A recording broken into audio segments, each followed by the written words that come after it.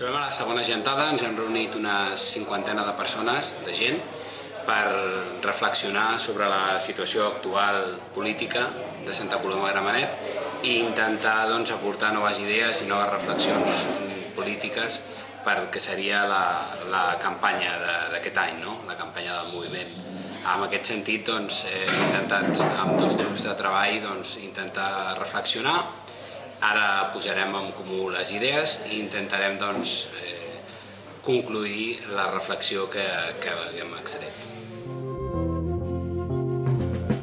Un dels temes que hem tractat és la necessitat de tenir un local de gent. Ara tenim una seu on ens reunim, on també atenem a la gent que ve a fer-nos consultes, però creiem que podria ser molt interessant tenir un local més ampli, on fer activitats que ens permetés també preparar millor les eleccions, i hem estat valorant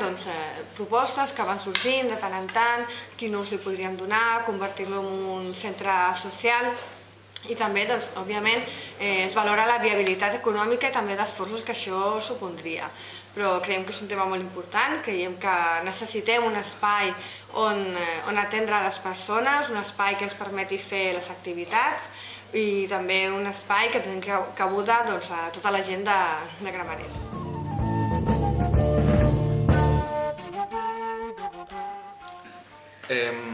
Un dels temes principals que s'ha discutit al llarg d'aquesta gentada és el treball dels barris, tant de les lluites que s'han donat a Santa Coloma aquests darrers temps i com des de gent podem ajudar a coordinar-les, i alhora intentar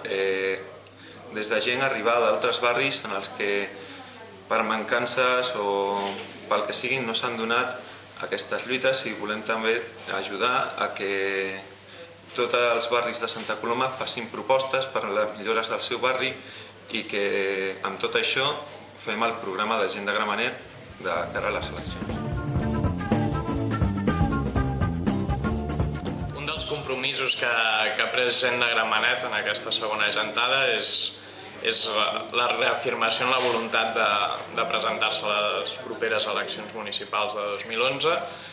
S'ha treballat en el que creiem que ha de ser un programa que doni veu als diferents moviments socials, al veïnat de la ciutat, i un dels compromisos principals és la transparència. Gent de Gramenet o les persones que puguin entrar a formar part del consistori signaran un codi ètic on quedarà plasmada aquesta transparència a través d'uns valors inexistents i d'una manera de fer inexistent també en la política municipal actual. Hem fet la segona gentada que ha servit per preparar la 5a assemblea de gent de Gramenet, que es realitzarà el proper 12 de desembre, en la qual s'incidirà en els diferents temes que ja han dit els companys anteriorment, i també per aprofundir en temes que creiem a Santa Coloma s'obvien o que estan mancats d'existència. Són temes com la cultura tradicional catalana, que es veu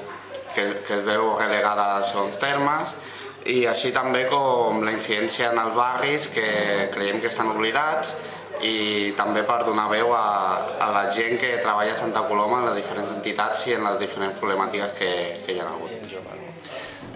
S'ha incidit també en aquesta 5a assemblea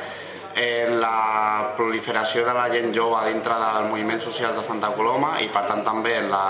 el moviment ciutadà que som gent de Gramenet, donant importància a això sense deixar en segon terme tampoc a la resta de gent, intentant que sigui un moviment intergeneracional on la nova gent que s'està començant a moure per la ciutat tingui un pes rellevant.